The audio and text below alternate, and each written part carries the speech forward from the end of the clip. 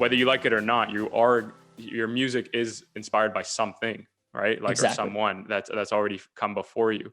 Obviously you make it your own, but the fact that you respect that, it makes me have more respect for you as an artist, really, because you're seeing that. I think that's why music, certain artists are able to make their music stand the test of time, because again, they understand like the science behind it. As much as it's an art form, there's like a science, like you were saying, like reading the Yeah. music and how notes appear on the page and just studying it properly, as opposed to what you hear now. Most of the music that you hear is just like thrown out there, and they wonder why it's not maybe going far.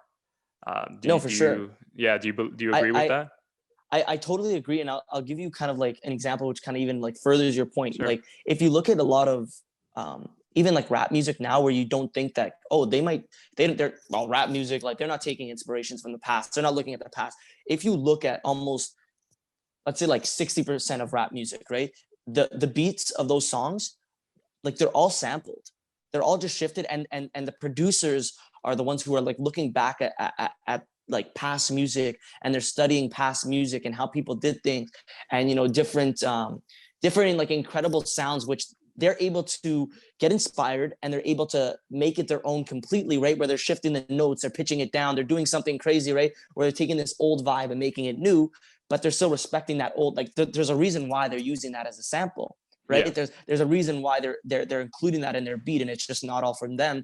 It's kind of like gives the viewer this familiar sound, this like this old and new kind of thing mixed together. Like you look at Drake, Kanye, like people who have like incredibly produced music, and it's like always sampled. Like I don't want to say always, but like Yeah. it's just majority sampled. Like the song "Blood on the Leaves" by Kanye West.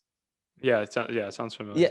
I don't So know. I like don't know. I that, should mention, I don't know song names, but if I hear the tune, I'll know it. it's like I'm bad blood with on it. the Yeah. leaves, like something like it's Yeah. like kind of Yeah. like Yeah. that, right? Yeah.